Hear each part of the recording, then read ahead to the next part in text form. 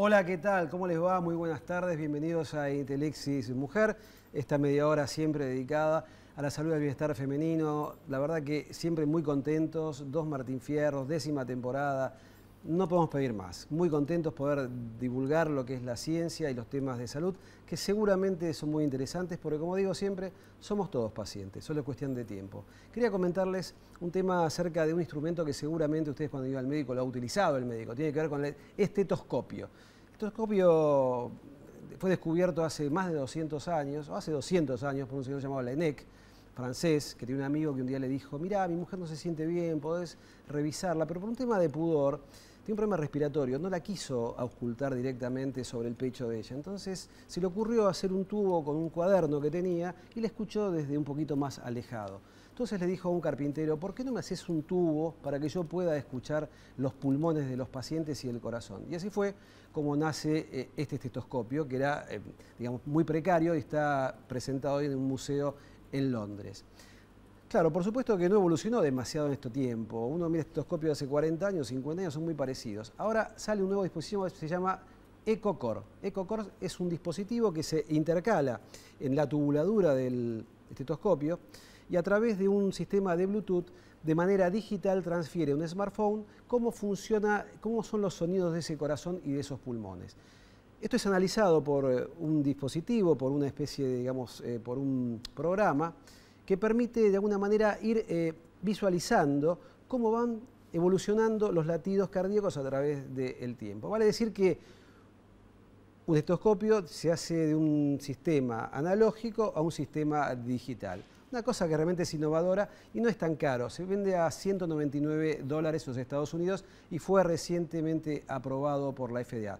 Uno puede comprar directamente todo el dispositivo entero y cuesta un poco más caro, $299, para aquellos médicos que lo quieran utilizar de manera totalmente innovadora. Estoy aquí con Valeria Román, que es mi columnista estrella. ¿Cómo estás, Vale? ¿Cómo estás, Guillermo? ¿Qué te parece este Muy dispositivo? bien. ¿No? Mucha Interesante. innovación, qué interesante, ¿no? A través del tiempo son cosas que no han cambiado mucho. Claro, Uno mira el limpiaparabrisas del auto, tampoco cambió mucho, los candados son parecidos hace 200 años que ahora. Y la verdad que me parece algo bastante innovador el tema del estetoscopio. Claro, ahora incluye el celular en todo caso. Sí, por supuesto. Uno escucha al paciente y cuando se vaya no recuerda cómo era el sonido de ese corazón. Sin embargo, ahora puedo escucharte a vos y cuando llego a mi caso, se lo paso a un médico, le digo: mira, escuché a Valeria Román, ¿y qué te parece este sonido que tiene? Y se va a armar un dispositivo semejante al Shazam. Te escucho tu corazón, lo pongo aquí y ese dispositivo va a tratar de analizar si tu latido tiene que ver con alguna patología o no. Ajá. Interesantísimo. Interesante. Contame vos. Un diagnóstico muy preciso va a ser. Sí. Mira, yo te cuento, te traje ahí, lo tenés ahí, un libro que te va a sorprender porque se llama Desde el Alma y trata sobre 20 historias de futbolistas, de glorias de Boca. Y vos dirás: ¿qué tiene que ver esto con la salud y con las mujeres? Sí. Bueno, mucho. Porque la periodista que lo hizo, Marina Azuki, es la primera periodista mujer que hace un libro de entrevistas sobre jugadores de Boca, que bueno, que atrae a muchos fans, ¿no? Por ejemplo, a ver, nombrame. Bueno, y lo que tiene es que rescata, además de la historia del jugador, de cómo llegó, rescata historias de superación de los futbolistas. Por ejemplo, una de las glorias de los años 60, 70 fue Ever Mastrangelo, ¿no? Sí, claro. Bueno, resulta que Ever Mastrangelo, cuando era chico, fue afectado por la epidemia de poliomielitis, que recordemos afecta a los nervios y además puede producir parálisis. Sí. Bueno, cuando era chico, Mastrangelo no podía caminar por esta enfermedad y el médico le dijo: usted no va, o le dijo a la mamá, le dijo: este chico no vuelve a jugar, no vuelve a caminar. La mamá lo tomó como un gran desafío, por eso es importante, el libro rescata el valor o el empeño que ponen las mamás en la vida de los jugadores de fútbol. Y la mamá lo tomó como un desafío y todos los días, cada 1 hora, le hacía un masaje en las piernas, por recomendación médica, ¿no? Sí. Bueno, gracias a eso y a todos los cuidados que le brindaron, superó la poliomielitis y de grande se convirtió en un gran jugador de fútbol. Qué fantástico. Fantástico. Después, otra historia que rescata el libro desde el alma es la historia, de alguna manera no es una historia de enfermedad, pero sí rescata a la mamá de Martín Palermo, el supergoleador. Bueno, antes de que River y otros equipos de fútbol sufrieran los golazos de Palermo, la mamá ya cuando lo tenía en la panza, sufría como ella sentía los golpecitos, las patadas. Y dice que hasta los pies, perdón, el pie de Palermo se notaba en la misma panza. Así que bueno, rescata muchas de esas anécdotas que tienen que ver con las madres. Y después también está la historia de Rabina, Enrique Rabina, que ahí le llama el kamikaze. Y él mismo se dice que él es tan fanático, sentía tanto amor por la camiseta de Boca, que ha llegado, en un momento se sintió que en un brazo él lo tenía hinchado y pensó que lo había picado un mosquito. Jugó varias semanas en esa situación y la cuestión es que en realidad no era un mosquito, sino que tenía una trombosis, o sea que había estado en peligro su vida y él jugó en esas condiciones, ¿no? También dice que jugó, se le habían quebrado costillas y frente a muchas situaciones siguió jugando y dice que los médicos estaban sorprendidos porque el umbral de dolor que él sentía era muy bajo, ¿no? La adrenalina. Y una frase que dice Rabina en el libro dice: di todo y así fui feliz. Mira vos. Volviendo a Mastrangelo, la epidemia de polio de la década del 50 fue tremenda. Yo recuerdo la década del 60, el temor de las madres que volviese esa epidemia de polio, que bueno, por suerte fue erradicada ¿con qué? Con la vacuna Sabin. Por eso digo, cuando la gente dice a veces, no, las vacunas, yo tengo desconfianza, esa foto que veíamos de Alpi, de los chicos en silla de ruedas, hoy es impensada. ¿Debido a qué? A la vacunación. Claro. Además, te recuerdo... Hay que recordar ese momento. Sí, por supuesto. Claro. Además, te recuerdo que en esa época de la epidemia de polio, también en los Estados Unidos, ahí nacieron lo que se llamaban pulmotores, que son los respiradores. Pues justamente la parálisis también paralizaba los músculos respiratorios y la persona moría por insuficiencia respiratoria, no podía respirar. Ahí nacen los pulmotores, nacen los respiradores en la década del 50. Vale decir que no son tan viejos los respiradores, son bastante novedosos. Por supuesto que de esa época hasta ahora, como venimos hablando, evidentemente la tecnología ha evolucionado de una manera notable. Claro, y además la poliomielitis está a punto de ser erradicada del planeta. Sí, Quedan algunos lugares muy pobres, países en África, en algunos países en Asia, que, bueno, hay algunos casos, pero es como que casi está mundialmente controlada, ¿no? Recordemos que la vacuna sigue siendo la Sabin oral, una vacuna que de chico íbamos a Saavedra 15, o los que vivimos en Capital, o la calle Solera Alpi, y ha cambiado la historia de la humanidad. Las vacunas, no solamente la vacuna contra la poliomielitis, sino contra muchísimas enfermedades. Estamos viendo en Argentina, por ejemplo, la hepatitis A, que no ha habido el año pasado un solo trasplante hepático por hepatitis fulminante, por hepatitis A, ¿debido a qué? A la vacunación. Claro. También va a pasar con la vacuna contra la hepatitis B, contra el HPV, contra el cáncer de cuello. O sea, realmente la vacuna es una medida desde el punto de vista de los gobiernos, sumamente importante para toda la comunidad, y tenemos la suerte de un calendario muy amplio de vacunación, admirado en el resto del mundo. También la de la gripe, que ha reducido la cantidad de muertes por las complicaciones. Absolutamente. Yo la vez pasada estuve cambiando de tema, ¿no? Estuve charlando un poco acerca de la cumbre de alimentos de la provincia de Buenos Aires, hablamos ahí del desperdicio de alimentos, justamente y acá está en el estudio la licenciada Marcela Leal, que es nutricionista y nos va a contar acerca del tema de los desperdicios de alimentos. Pero la semana salió una noticia bastante interesante, innovadora, que quizás parezca un poco banal, pero a mí me pareció interesante porque son sistemas de comida, de alimentación diferentes, que se debe a una máquina que parece una tostadora. Es un sistema israelí que inventó justamente una persona de Israel y que se comercializa actualmente en Israel y en Australia. Son comidas deshidratadas por frío y se venden en forma de cápsulas como si fueran las cafeteras Nespresso. Se coloca esa cápsula de alimento que viene variado, viene para celíacos, para pacientes hipertensos, para pacientes con diabetes. Se coloca esa cápsula dentro de esta máquina que es pequeña. lo hidrata de acuerdo a un software especial que sabe cuánta cantidad de agua tiene que darle y en 30 segundos desarrolla un plato de comida con los nutrientes necesarios sin haber perdido ninguna característica organoléptica de los alimentos. Digo que me parece importante porque la gente dirá, bueno, capulla, tenemos muchos problemas de hambre en el mundo. Sí, pero justamente pensemos esto, yo pienso esto, ¿no? Guerras, hambrunas, estamos viendo un momento del mundo muy complicado, donde vemos inmigraciones, gente que tiene hambre.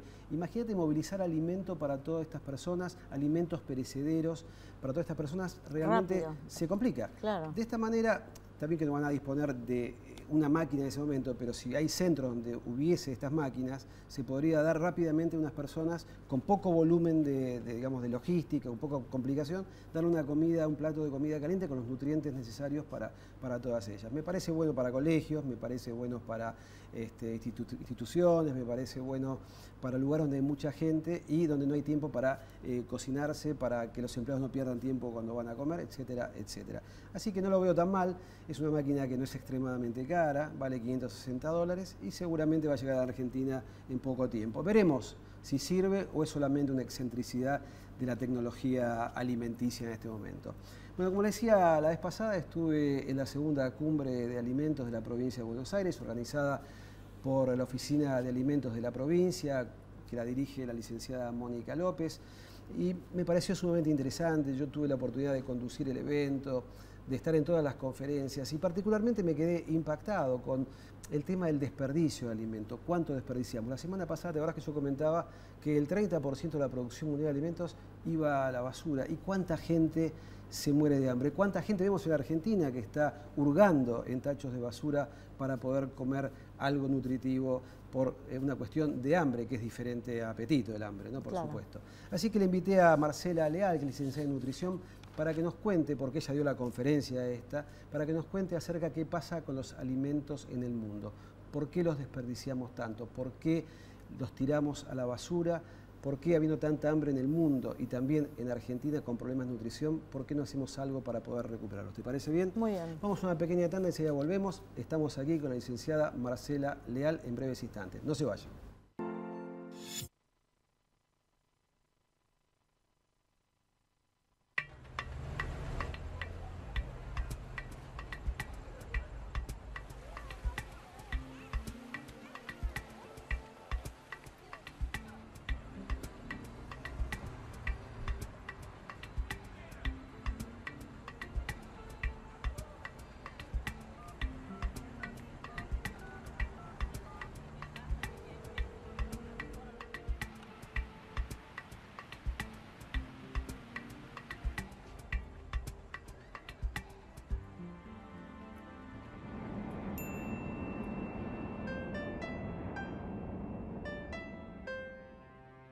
Todos los días llega el snaqueo, ese momento de hambre y debilidad. Para ellos, para nosotras, llegó el nuevo Ser Joyful. El único yogur con doble proteína, una textura súper consistente, menos de 99 calorías y 0% grasas. Nuevo Ser Joyful. Calma tu hambre. Tentate a solo $13,59. Cienza Argentina, el aliado estratégico de las prestadoras de salud de primer nivel. Excelencia en distribución, venta y gerenciamiento de medicamentos para tratamientos oncológicos, HIV, trasplantes y terapias especiales en general. Garantía de trazabilidad farmacéutica con certificación ISO 9001-2000. Cienza Argentina, la salud es nuestro compromiso.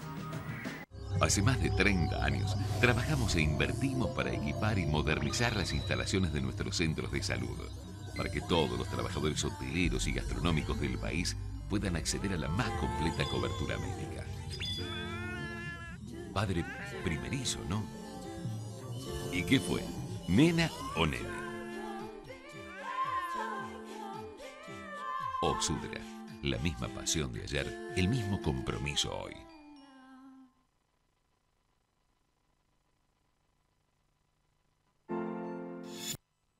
Muchas veces vamos al supermercado y compramos algún yogurt y lo dejamos en el fondo de la heladera. Cuando volvemos a ver, decimos, uy, está vencido y lo tiramos. Este pequeño acto multiplicado por miles de millones de personas es algo complejo.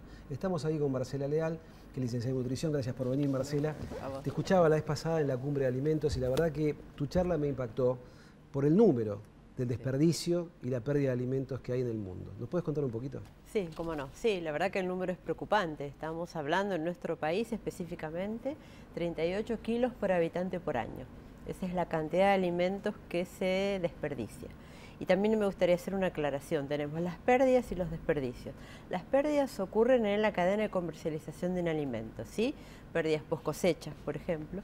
Y el desperdicio es a nivel de hogares y a nivel del sector llamado HoReCa, hoteles, restaurantes y catering.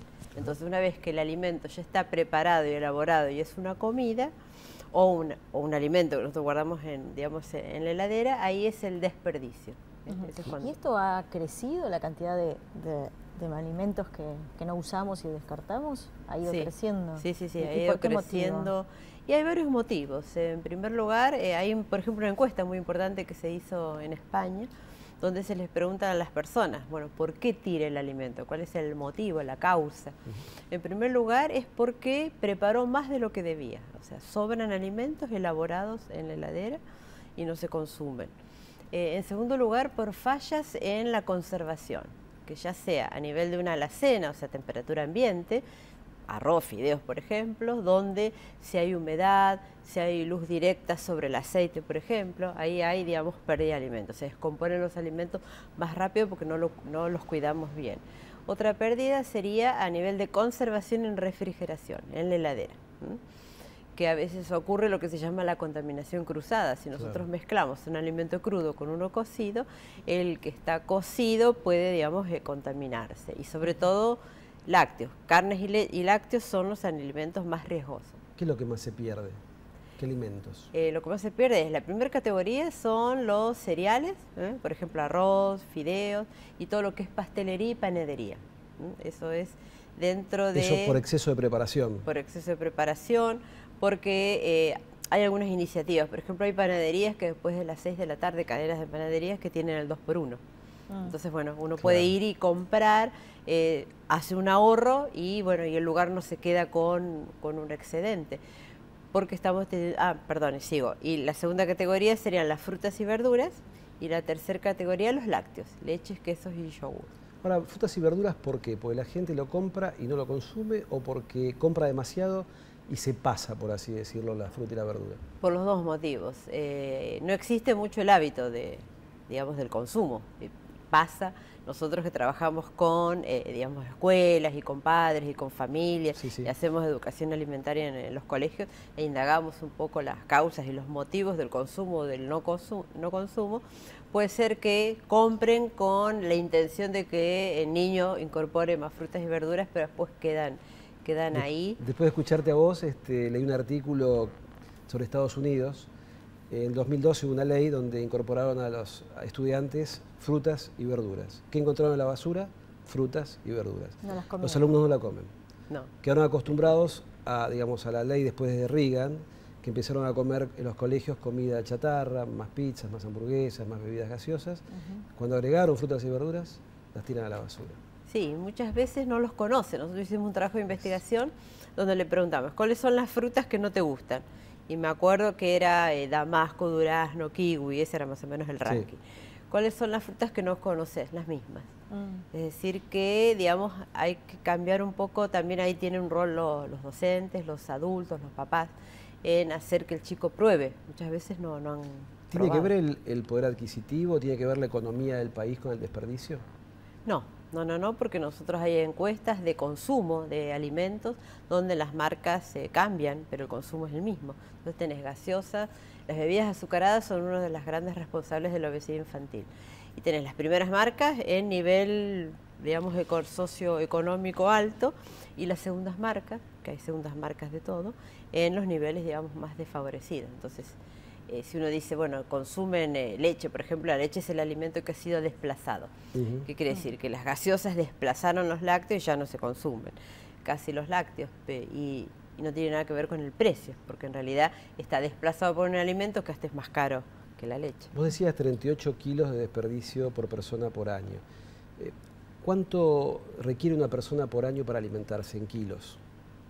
Y es difícil contestar esa pregunta. Pero, la verdad que en kilos... ¿En kilos qué sería? ¿Más que eso? Sí, más que eso. Este es el promedio anual. Claro.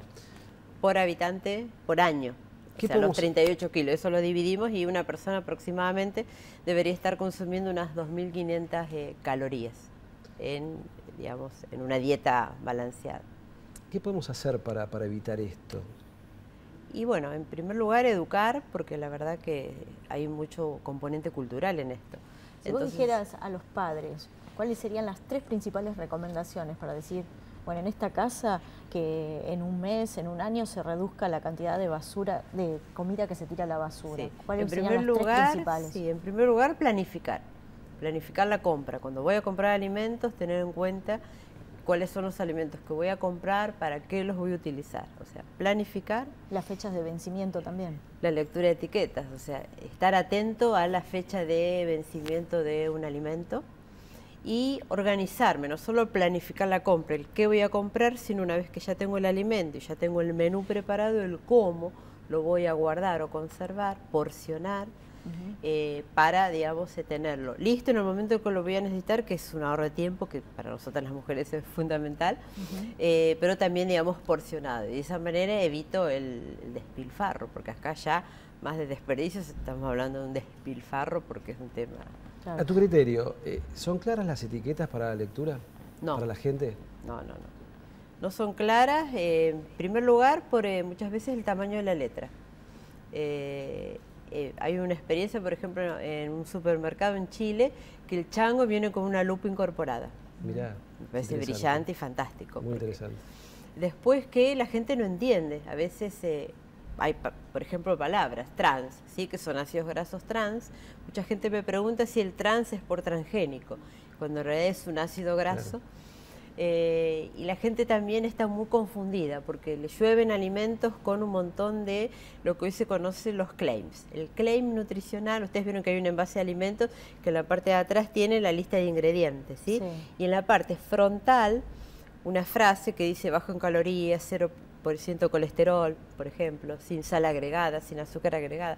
Eso es un claim que se llama alegato nutricional, que la industria debe utilizar cuando quiere promocionar ese atributo. Es decir, no está obligado, ¿sí? La industria, pero sí dice esto tiene cero, es bajo en calorías, tiene que demostrarlo porque está establecido cuántas calorías menos debería tener para ser llamado de esa manera. Una pregunta, pero me contestás después de la pausa. ¿Hay trampas en las etiquetas? Tanda y enseguida volvemos, no se vaya.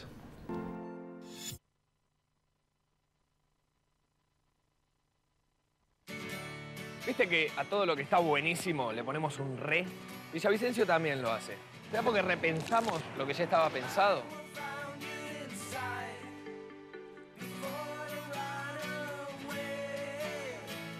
¿Será porque replanteamos lo que ya estaba planteado?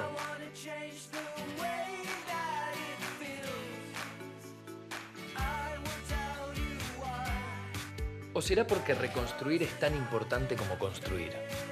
Por eso se le puso Re Botella a la primera botella de Villavicencio, que está hecha en un 50% de botellas recicladas. Todas las rebotellas reducen el impacto ambiental. Elegilas. Cuidar el medio ambiente está re bueno. Villavicencio. Dale un giro a tu mundo. Innovación permanente. Vocación por la vida. Calidad sin fronteras. Vago. Ética al servicio de la salud. Andar, obra social de viajantes vendedores de la República Argentina. La mejor cobertura familiar al mejor precio. Planes de salud para particulares, trabajadores en relación de dependencia y monotributistas. 0810-345-0184. Andar, www.andar.org.ar.